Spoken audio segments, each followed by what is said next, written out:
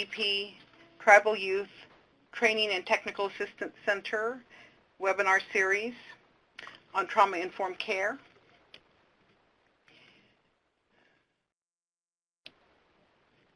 What we're going to do is look at another way to view trauma-informed care. That is, being a good relative. You can see by the slide that it will be both myself and Paulette Running Wolf. What we would like to do is start in a good way. And I would like to say, Kiwi Hut, how are you good? Kiwi Hut, are you in a good place? So we want to thank Miheo for giving us this time together, and thank you for joining us as good relatives.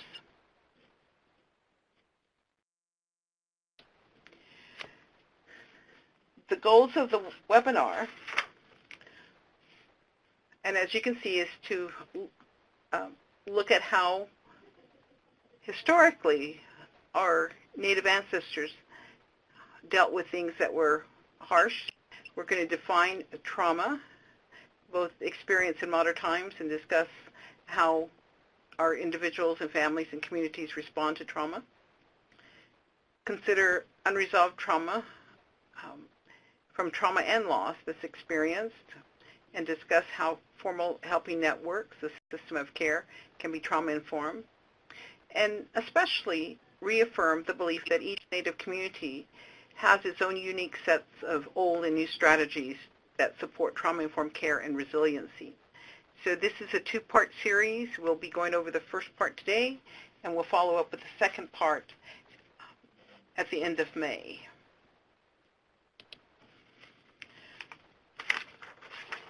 Our learning objectives for this is the overall understanding of tribal beliefs and traditional responses to trauma are there, recognizing the value of traditional, historical, and cultural approaches to healing trauma, to understand the importance of trauma-informed care and the transitions that are part of that understanding of trauma-informed care, introduce understandings and tips on what it means to be a good relative as we think about our staff and the people that we work with, and recognize the importance of communication to promote trauma-informed care.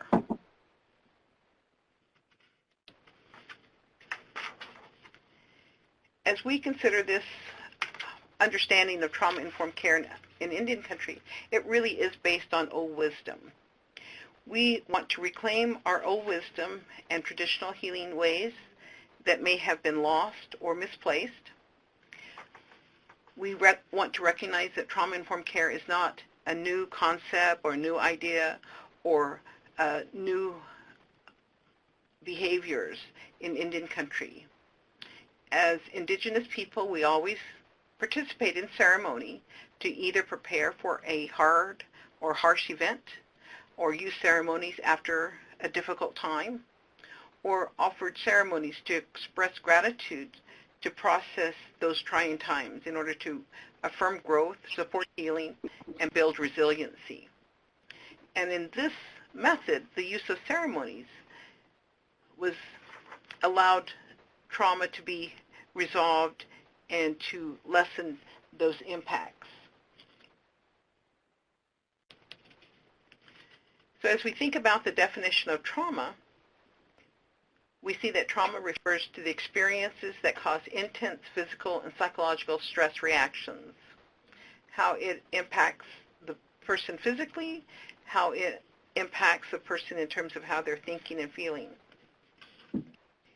It can refer to a single event, it can be multiple events, or it can be a set of circumstances that is experienced by an individual and perceived as physically and emotionally harmful or threatening, and has lasting adverse effects on the individual's physical, social, emotional, and spiritual well-being. And it also impacts their relational connections with other people.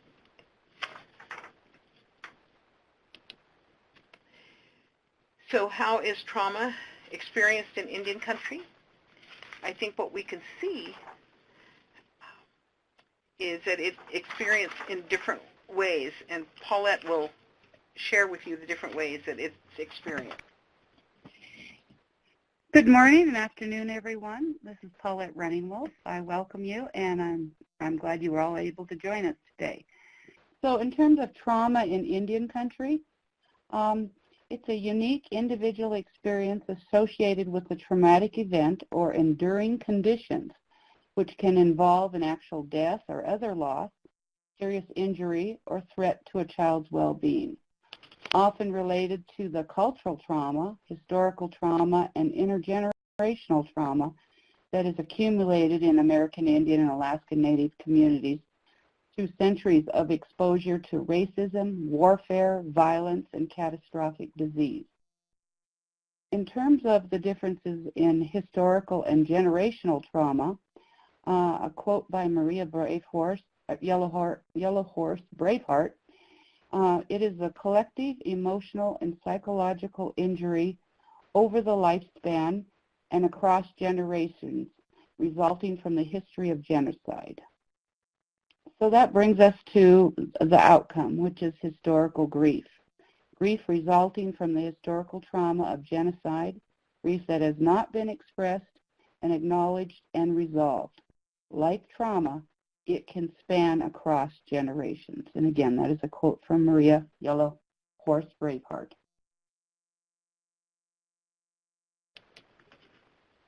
So as we look at how to view trauma-informed care, this understanding of being a good relative, we can think of how we offer water, how we provide songs, how through that we have hope.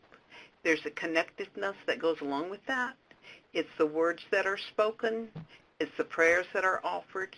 It's the welcome that is offered, and the acceptance. It's those spirit blessings, and I see that we have not spelled that correctly. We will correct that. It's a sense of caring, and I think that as we look at our tribal communities, there's always been an understanding of being generous, having that generosity, having that giving. It's also recognizing choice, that people have a choice in how they want to treat another person, that they have a choice in how they want to acknowledge another person's condition or circumstances. And especially through ceremony, this is where people have the choice to participate and be called upon to engage in different kinds of activities. Along with that, there's an accountability when we take care of someone else. There's confidence that things can be better, offering of that support, being able to be open, share the openness of our stories, share the openness of understanding the ways that are helpful. There's the acknowledgement. Going around and shaking everyone's hand is the most common form of acknowledgement, but it is other ways when there's namings or there's being called upon to stand with someone or witness something, or being called upon to be honored in some way. And then all of that is the understanding of safety, that we will always want to have a safe place. And when we have that acknowledgement, the openness, the accountability, the connectiveness, the good words, the blessings, the caring, that all leads to reassurance. When we bring that in different ways, in different forms, this is certainly the understanding we have about being a good relative.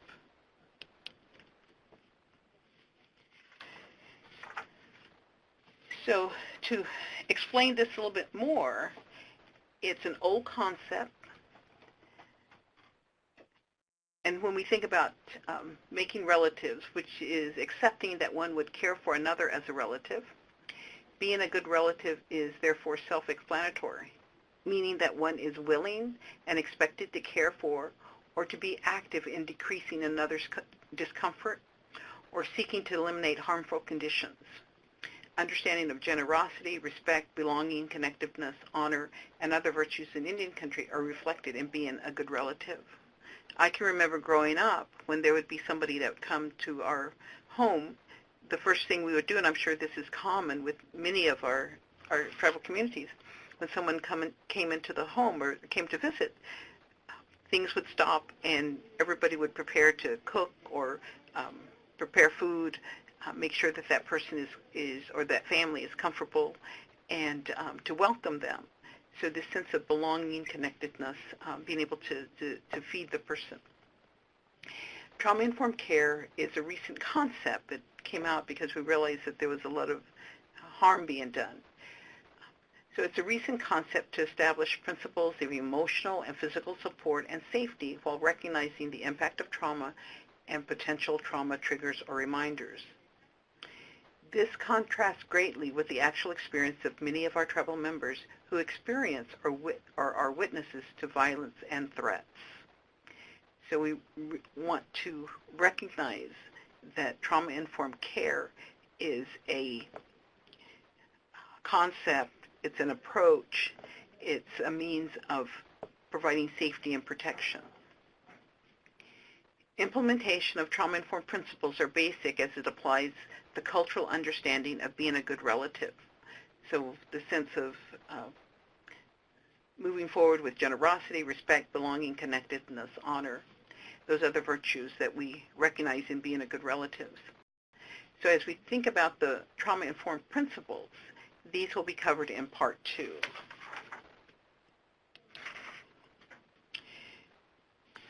So what are some of the concepts we have within our understanding of tribal teachings and in our indigenous knowledge?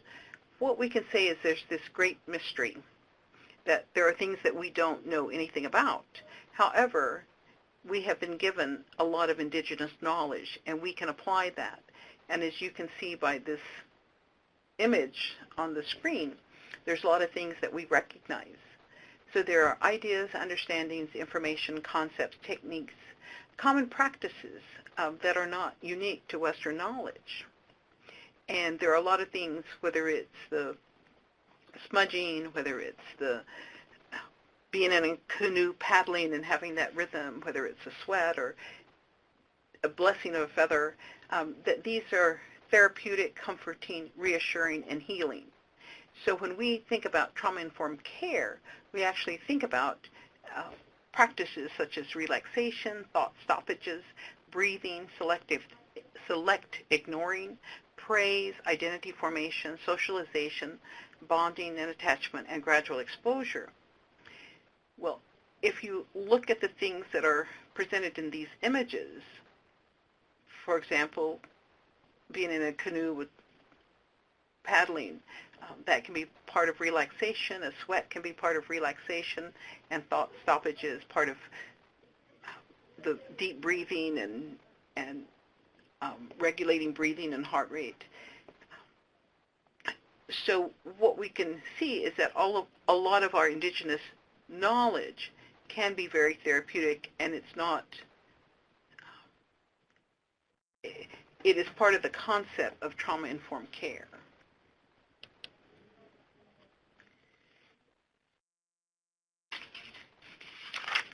Okay. In terms of being a good relative and trauma, it's important to note that it's placing one in need of comfort and reassurance in the center of circle of care. And often I think we forget to do that. You know, if somebody comes into your offices in crisis, it's really hard to form that circle, and if you're not aware of it. And often people don't show those obvious symptoms. So being aware of checking in with people, it's important to note that, so that you're aware of the victim and their family's needs, and that you're aware of trauma reactions and trauma triggers and reminders, such as fight, flight, and flee responses. All of those things, I think, are real big tips for you to be aware of as people are coming through your offices and through your agencies. So being aware of that and being able to form a circle around that individual, that parent or that child or that family, and to be able to be aware that traumatized children, youth, and adult victims who are hypervigilant may appear antsy or cautious or searching or avoiding your eyes, may even look disinterested, or in other ways that may be judged as suspicious behaviors or hiding something. So often I think we have a tendency to miss that hint, those behavioral triggers. And it's also important to provide predictability, consistency, and maintain client-centered expectations. So given all of that, I think it's important to pay attention to those certain issues that we see both behaviorally and physically. Now, in terms of being aware of brain development and executive functioning may be different and significant for children and youth with trauma histories. You know, we have very young children exhibiting those kinds of behaviors, and we've had some horrific experiences in our tribal communities as a result of that. So being aware of that the cognitive functioning of adult victims of crime also may have a difficult time processing information or understanding that there's a cause and effect between either their behaviors or what they said or what they did. So being aware cognitively that victims who have trauma histories process information, safety, risk, and relationships much different than individuals without trauma histories. And, you know, as we've talked about before, we all in Indian country have had those experiences and those trauma histories in varying levels. So being aware that all children and youth have some level of trauma exposure in our communities is important. And lastly, traumatized victims with the highest needs tend to be those who are the hardest to help. So those are, I think, real good indicators of physical and cognitive impacts of traumatized children, youth, and parents.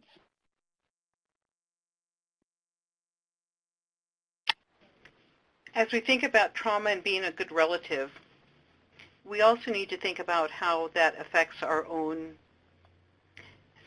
understanding and our own delivery and our own service.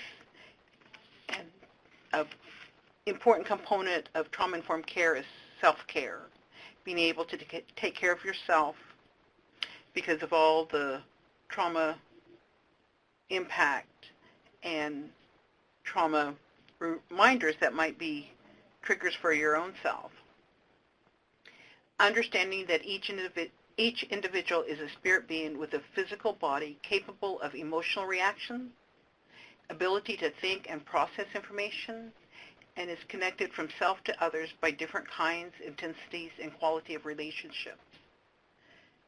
So this brings the understanding of the spirit being, but also our physical and our emotional, our thinking, and how we are connected with others. And because we're connected with others, that can vastly impact our relationship with others. And an example we can use is the drum beat in terms of embracing self-care. It allows for grounding of the physical body. So we want to be able to, understand where our physical body is at. The drum beat can invite feelings that can wash over and dismiss or overcome unpleasant feelings. So by participating with dance or with song and using the drum, it can help those bad feelings be washed away. Allow for thinking about the sensation and surrounding events. Again, what's going on? What do we see? What do we feel? What do we sense? What do we smell? And builds not only on the relationship to the drum, but especially to others who are invited in by that drum beat. So again, back to our relationship with others, to be in synchrony with others. So by tending to oneself and renewing by the use of the drum beat, it's a great example of self-care. And historically, when there was a lot more activity on a regular basis or a daily basis even of song, of drumming, then this helped to recalibrate a person and help them to become grounded more regularly.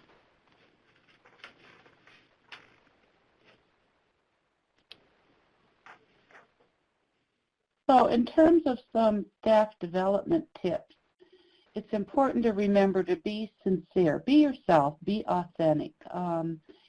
Sometimes it's easier to hide behind our professional credentials, but it's really not necessary. You'll connect and engage in terms of being a good relative with the staff and the people that you serve if you are sincere and you show your true self.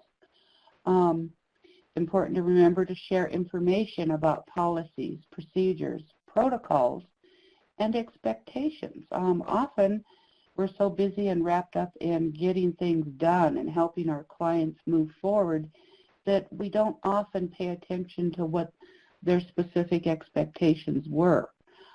So making yourself mindful and establishing that early on is really important. So initiate conversations early on with your clients about trauma reactions, triggers, reminders, and victimization and trauma-related outcomes. You know, I often share stories about my personal life experiences with clients in a way that doesn't talk specifically about me but gets the point across about being a member, being in a situation with domestic violence and my experience with that. Just generally to say that my trauma trigger was every time I saw a Ford pickup drive around the corner, my reaction was fight or flight. So being aware of that, sharing those little tidbits with your clients helps connect them to you and helps bond them to you so they really understand that you understand what they're feeling in some shape or form. And so it's also helpful if we learn to discuss different methods of a communication. Often we're focused on verbal, and we're busy looking down at the paperwork or the computer screen, so we don't pay attention to those nonverbal signals that really tell a lot. Sometimes images and words paint different visual pictures for individuals and our clients. Even expressions or gestures, and a lot of us like to talk with our hands. So paying attention to that, you can gauge where they're at in terms of what they're trying to communicate, and how much pressure that seems to be for them.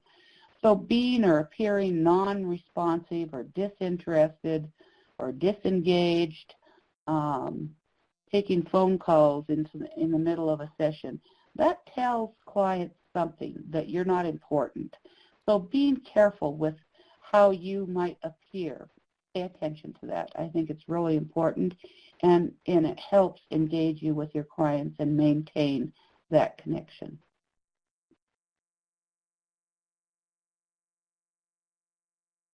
So in terms of feelings and expressions that are an important part of communication, often we have ways of masking those feelings. So we might look stoic. You know, we've been called stoic. And when I was training counselors at the university, one of the things we talked a lot about was how we tend to mask those feelings and how our clients might be masking them as well, and checking in with them frequently to see if that expression matches what they might be feeling. It may or may not, depending upon their trauma experience. So when feelings are overwhelming, or there may be a shutdown of communication, or a client responds and with a negative outburst, and it's often important to reflect back, take a moment, take a breath, and pause, and check in with the individual and see if you can begin to communicate in a manner that they feel heard. Because if that is occurring, it's in all likelihood that they're not feeling heard, so that they haven't been able to communicate to you what the issue is. And many times anger is a means of communicating withdrawal, indifference, maybe your feelings are hurt, pulling up barriers or hidden feelings. That anger is masked with all of those indicators. And in terms of children and adolescents with trauma histories, they're still developing emotionally, physically, and sexually, and all of this can be confusing and unsettling, and they may appear to distance themselves from any offers of assistance. They may be blocking that, in fact. But it's important to remember, if you've been able to have that discussion with the family to determine what the trauma the child has experienced, it will help you understand and be able to move forward. So self-care, being a good relative really starts with knowing yourself and taking care of yourself. Self-care includes recognizing how secondary and vicarious trauma can impact your own feelings and thoughts and behaviors. If you haven't had that time and set aside some time to think about that and discuss it, it really can have an overflow into your relationship with clients if you're not able to share that. Self-care is also understanding when others share their trauma experiences, that by listening and having empathy to their suffering and pain can create an overwhelming sense of personal hopelessness. You as the provider, or fear, or helplessness, or urgency that you have to do something, you have to fix something. So all of those things tend to surface. So making sure that you understand where you are in that process is extremely important. Self-care is also recognizing that media reports and other sensory images. For example, look at DAPL. I've never seen such a traumatic reaction to the media in Indian countries. I mean, we had other traumatic events, like shootings in our schools and so forth, but DAPL really triggered a lot in our Native communities. So those kinds of sensory images of our people being, hosed down by hose or shocked, or all of the other things that they were experiencing trying to protect our water at Standing Rock. Those are all examples of secondary or vicarious trauma reactions, even when not in the immediate area of danger. We're not there, but for those of us that follow that on media and the TV and Facebook and so forth, we're experiencing that as well as our kids. And I hope in terms of your self-care that you recognize that was occurring. And so self-care is also important for modeling and demonstrating for individuals with trauma histories and other families that there are healthy and productive means of caring for yourself in those times of need.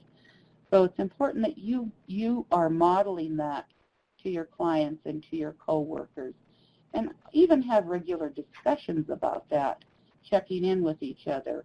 It's really helpful.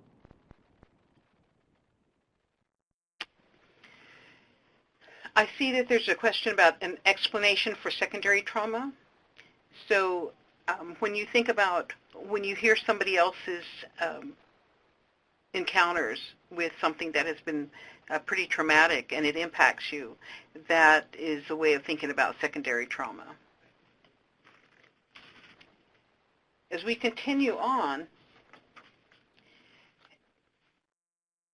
if you're not familiar with the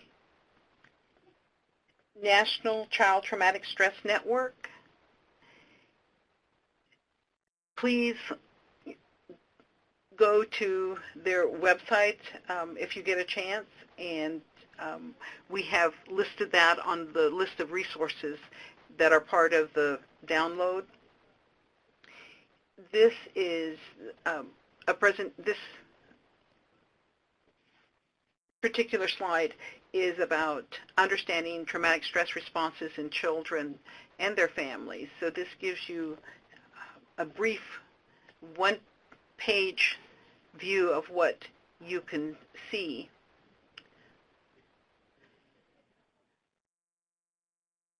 So what we can say is that traumatic experiences are inherently complex. So what might be seen as a red pickup truck, and a reaction to that has a lot of other kinds of implications for the fight or flight or flee, or depression, or poor coping, or hindrance for future relationships. So it is inherently complex. Trauma occurs within a broad context that includes children's personal characteristics, life experiences, and current circumstances. So some children who may experience the same thing may have different reactions to it, and even if they are sibling groups. And, the circumstances and the outcomes may be different for different children, depending on how much support they receive. Traumatic events often generate secondary adversities. Adversities? Adversities, I tell you, it's like, okay, I can't read that. Life changes and distress reminders in children's daily lives. So I don't know how many of you are familiar with Vicks Vapor Rub, but if you can remember that smell, bring that sensation of that smell, for some people that can be very, very, very pleasant. Growing up, it was a very pleasant reminder scent to me because it reminds me of my grandma. Other people may not have that same recall. And so when they instantly think about that and that scent, it may trigger other things.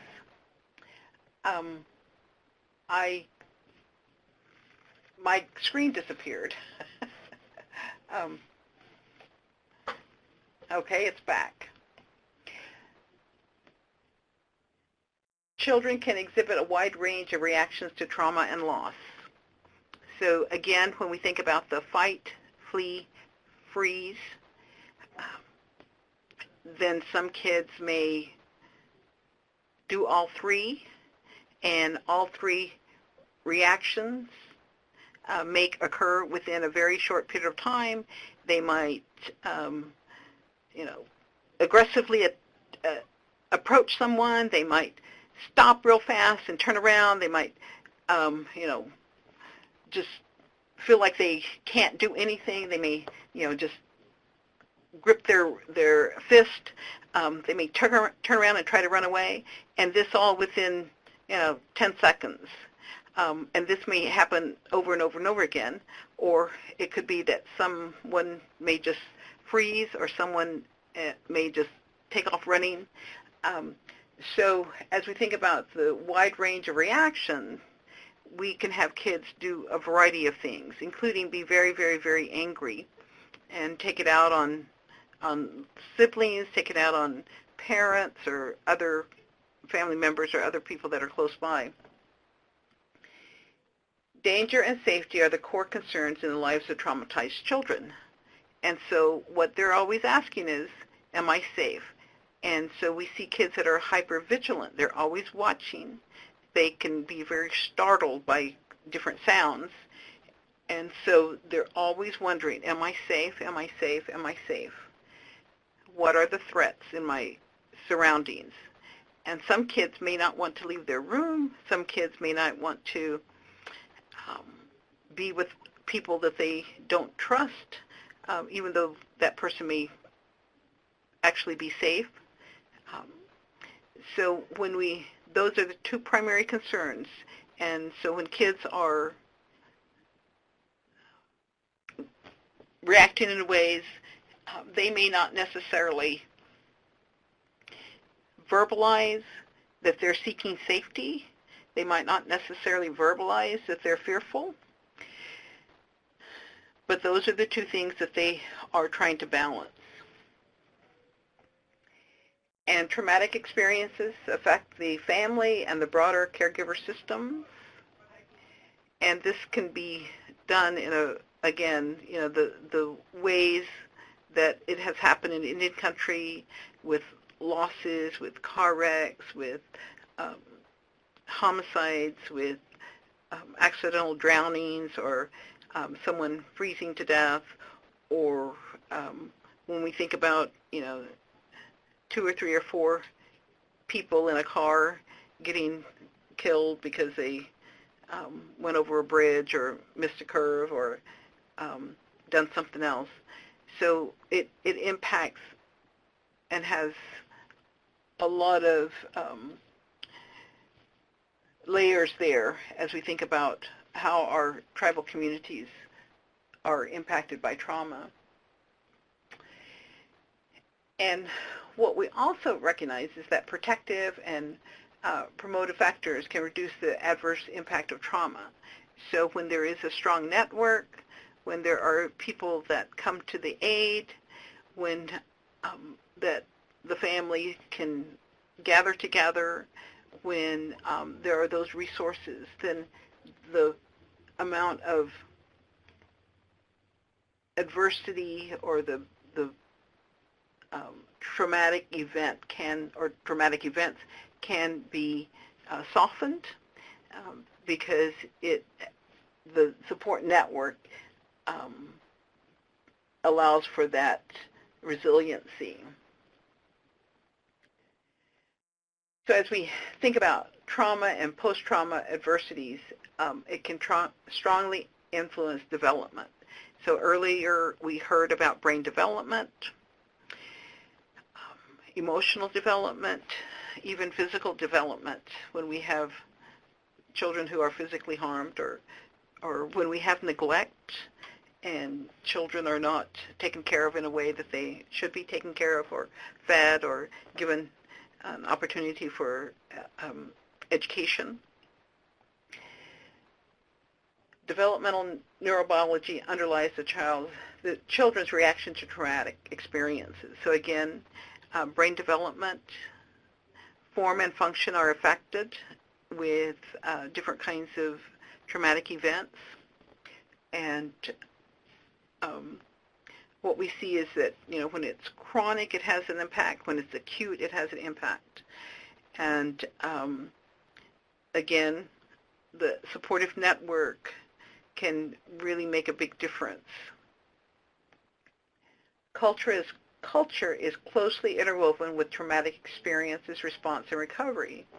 And I think that what we've seen with the water protectors in North Dakota is really on target when we think about the cultural foundation and understanding how important water is.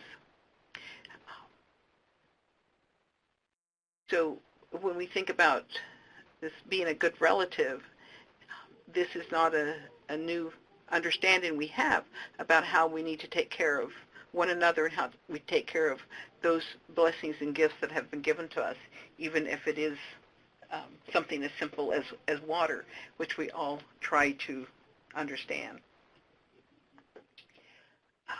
Challenges to the social contract, including legal and ethical issues, affect trauma responses and recovery.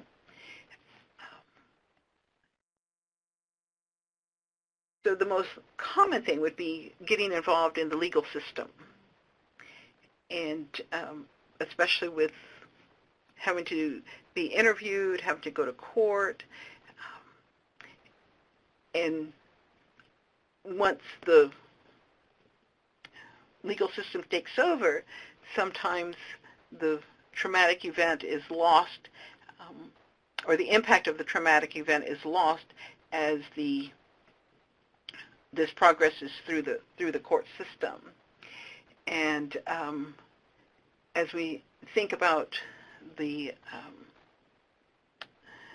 people who are serving time in prison, which is a lot of our Native family members, how that impacts the social relationships, how that impacts the capacity to earn a living, how that impacts the stability of families. So as we think about trauma, it's not it might be an isolating event for some, but it has a collective impact. The 12th one is working with trauma-exposed children can evoke distress in providers that can make it more difficult for them to provide good care. So this, again, when we think about secondary trauma, that, and why we're stressing self-care in this presentation, and why we look at the broader context of being a good relative, that all of those are related and interweaved in being able to take good care of self as well as take care of others that are in our community.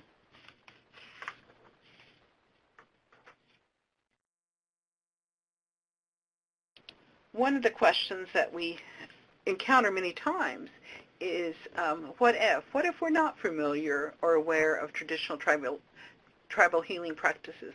What if we're not culturally connected? What about all these kids that were raised in foster care? What about people who are just not interested in indigenous ways? What would be steps that would be helpful? So as we think about those that might not be interested, then a standard approach in terms of trauma-informed care would be most appropriate. For others that might be interested in indigenous ways, then there are methods that we can consider. So we can invite elders or other tribal leaders to youth activities or community activities who can assist with identifying local cultural or spiritual practices. Think about what the community protocols might be and how to share their information so that they can be utilized appropriately. Invite them in to do opening prayers. Invite them in to share about gender protocols if there's such a thing. So there's ways of bringing that information into our activities. In addition to that, working with tribal language speakers to identify a list of relational descriptions. And this would be, how do you call aunties, how do you call uncles, how do you call grandparents, how do you call brothers, how do you call sisters, how do you call a friend? So it's teaching and modeling and using these terms frequently to establish that expectation with youth so that these could be used. I'll have to give you an example of my son. He was always talking about different things that he wanted to do as he raised children, even though he was only about 10 years old. He was anticipating the time when he would be raising children. And so he said, one time he said, you know what, I think I want my children to call me by my first name so we can have more equality, so we can have more sense of being on the same page. And so he had his reasonings behind this, sort of 10-year-old brain. And I said, well, that, sounds really good. You want to make sure that you're, you have that respectful bond in place. And I said, well, the thing you have to consider is that you're Cheyenne, and so one of the things that's important with the Cheyenne people is to know your relatives, to call, each other by their relationship, brother, son, uncle, auntie, and the Cheyenne words for that. And I said, so if you want to maintain your Cheyenne connections, then that would be the way to do it. And so we just let it go at that. And a few days later, he came back and he said, Mom, he said, I think I want to do that. I think I want to remain, Cheyenne and use the terms that are there for, brothers and sisters and aunties and uncles and grandparents. So we can bring that in. One of the things that we're encouraging with our tribal grantees for OJJDP, and I know that other funded programs also utilize advisory committees. So you can use members of advisory committees or local tribal leaders to assist in reviewing and interpreting traditional stories passed down through the generations. For example, Paulette Running Wolf, who's co-presenting with me, has stories about the Blackfeet story about the lost children. There's also another wonderful thing that youth can do is conduct individual interviews with local elders, including their own family members.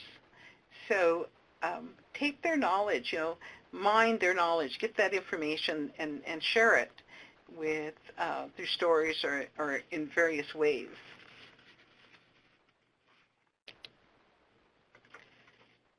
I think I'm going the wrong way. So as we think about trauma and about being a good relative and about what it means to be trauma-informed, so we think about trauma-informed care.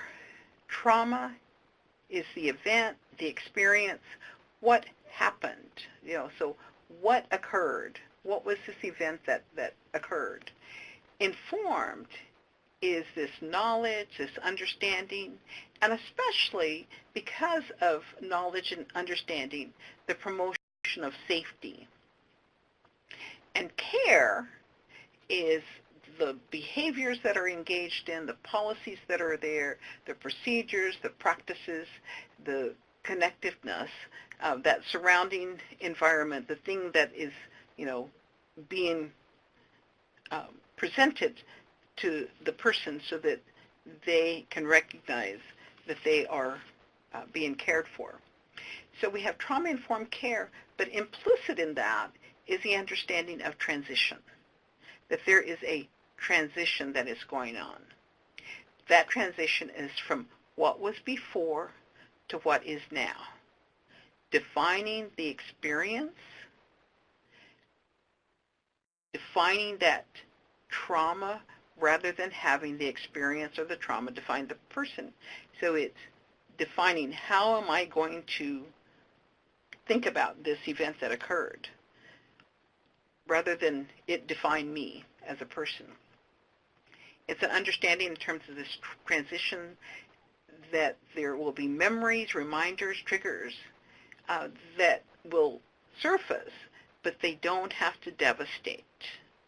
They can be that bittersweet memory that comes up, but it doesn't mean that it totally devastates a person, that they are not able to manage or function or take care of what they need to take care of. It's learning healthy self-care skills, and so we're talking about not only self-care skills for providers, but also learning self-care skills for the people that have experienced the trauma. And especially, trauma will reveal ourselves to ourselves. How do we want to be when these things occur to us? So transitions, this transition piece is part of trauma-informed care. So we're going to have a polling question now. And the question is, do you feel confident that you understand the impact and outcomes of historical and contemporary trauma in your community? And I think the way you can go ahead and provide a response. You can provide a response in the chat box, so you can type in your response down there and then hit the little bubble. So we have people that are saying yes, yes, yes. Multiple attendees are typing. Great.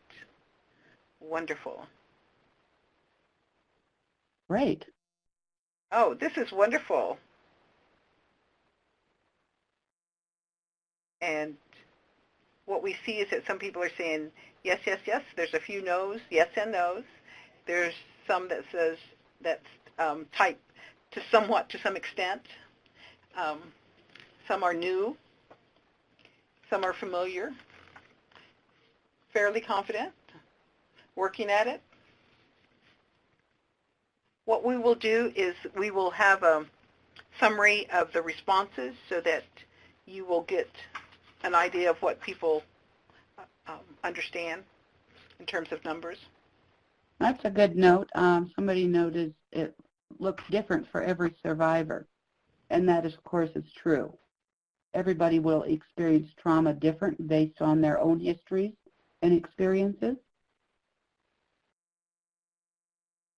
And I think the thing we want to stress is that people react differently, but there's always concern about how the body responds to it, how the emotions respond to it, how the thinking responds to it, and so and how that impacts the individual and their relationship. So, great. We have moved along here with many people, and as you can see, different ones are typing.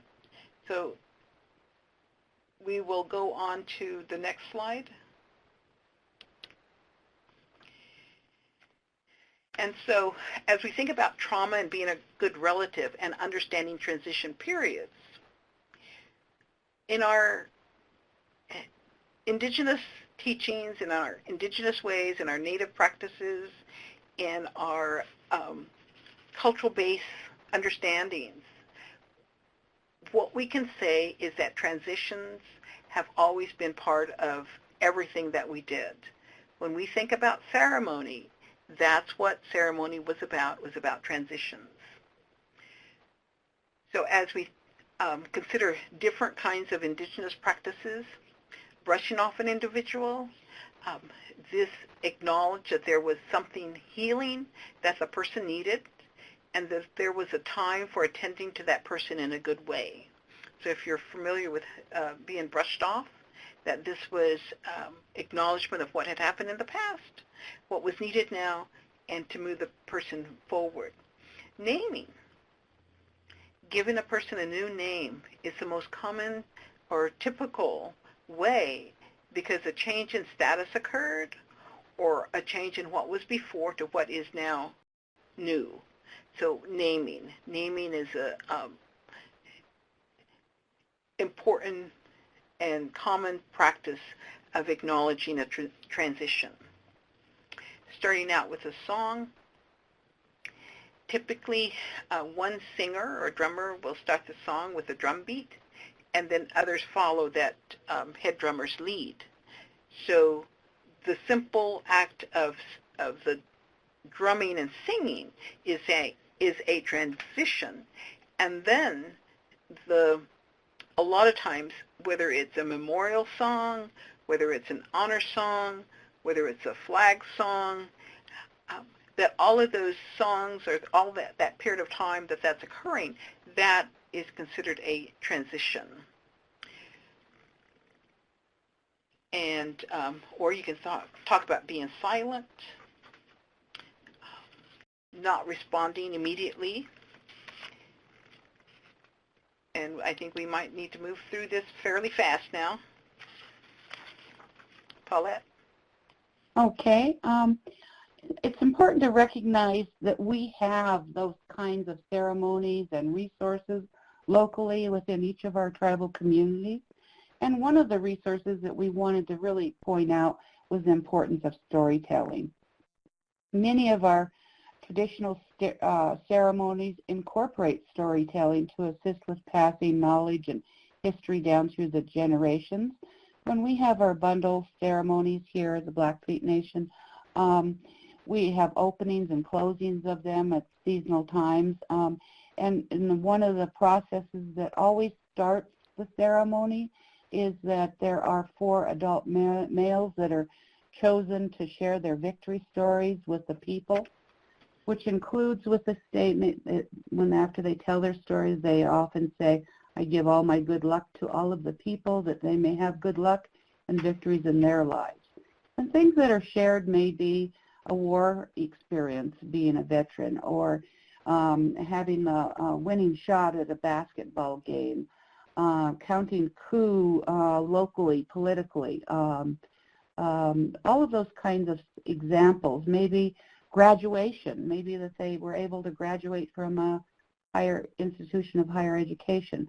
All of those things are stories that are sharing, that are passing knowledge down through the generations.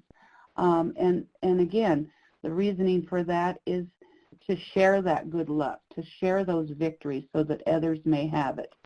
And these stories often define or even describe values, beliefs, cultural practices and protocols, the way that's done. So if you reflect back into your own traditional ceremonies, there's often places where stories are used to do that. And often stories are used to share lessons learned, providing guidance in personal decision making. So for instance, you might go to a bundle holder and say, you know, I'm really struggling with my alcohol use. I know it's bad, it's hard on my family, I need help. And instead of telling the individual, often the bundle holders or the spiritual leaders will tell a story instead of saying, well, you need to do A, B, C, and D.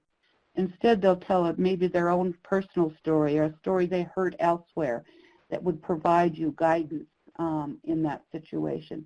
So we use stories for a lot of different things, and it's important to recognize that it can be used not just for knowledge and sharing history, but for sharing methods of healing and how you can address and provide comfort and support for those that need healing from those trauma experiences. Okay? Okay, thank you. I was moving this along faster than what. Just another slide for examples of transition periods, and you can read this, and it's on, when you download the PowerPoint, it'll be there. So prayer, ritual, gift-giving, coming of age, ceremony. When we look at, again, transition periods, shifting from negative behavior and thoughts to more positive behaviors and thoughts, and we know that relationships can be strained, so how to appropriately build those relationships and have appropriate boundaries, and then acknowledge that there's a history of distrust that might have occurred, and how now we have an opportunity to change that relationship toward more positive, reassuring relationships. So there's transition as we think about trauma-informed care and being a good relative.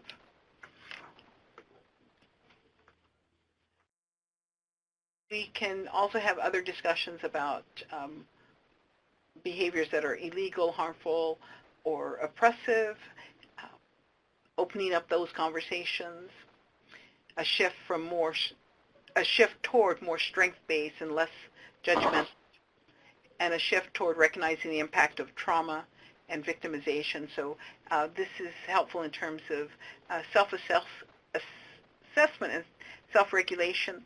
And I want to say that we are a culture, our indigenous culture is really about self-regulation, because we wouldn't have had ceremonies, we wouldn't have all the different things that occurred if we didn't have a lot of self-regulation, a lot of self-discipline, whether it was for, you know, fasting for 4 days, or the pledges that some do for 4 years, or, you know, 8 years or 16 years. So self-discipline and self-regulation was very much a part of all of this.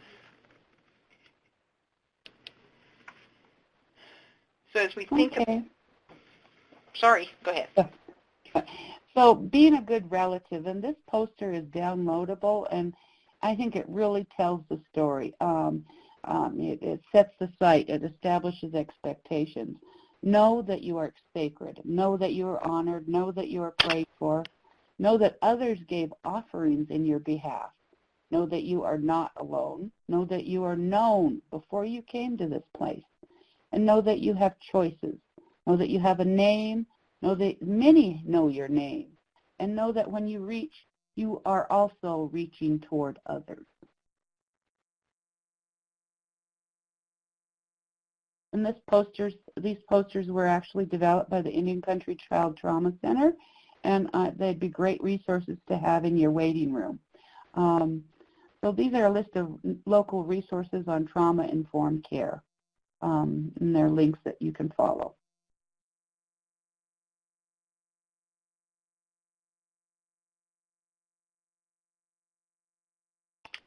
I've muted myself. So what we want to see if there are any questions that anyone has posted.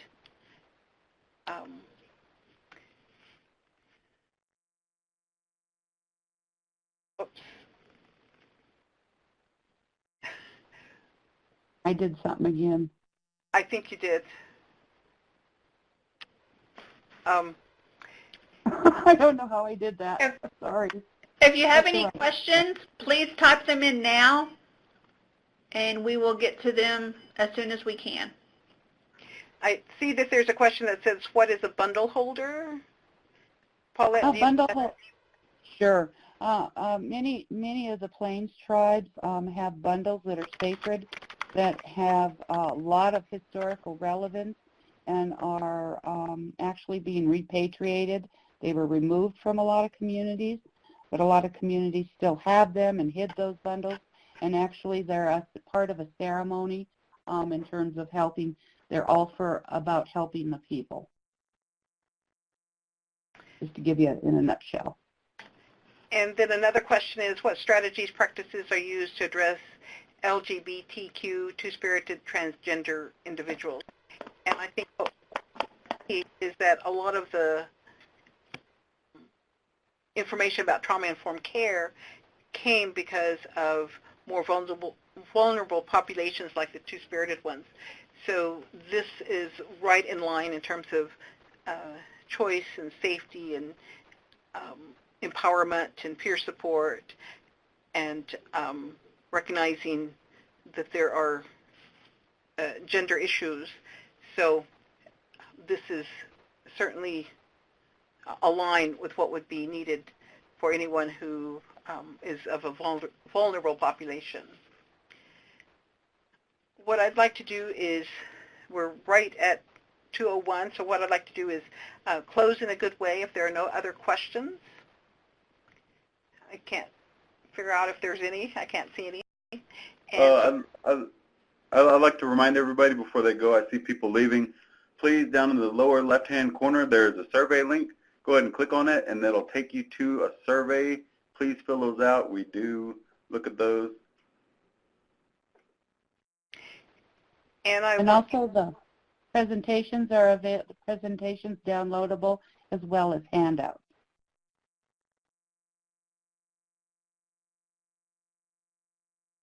The PowerPoint should be attached to this webinar, and you can download the PowerPoint. And there is a question that the survey link doesn't work for some people.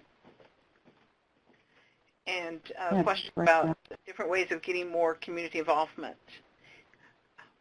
I think a lot of that is providing a lot of information to people about trauma. And there's steps of implementing trauma-informed care that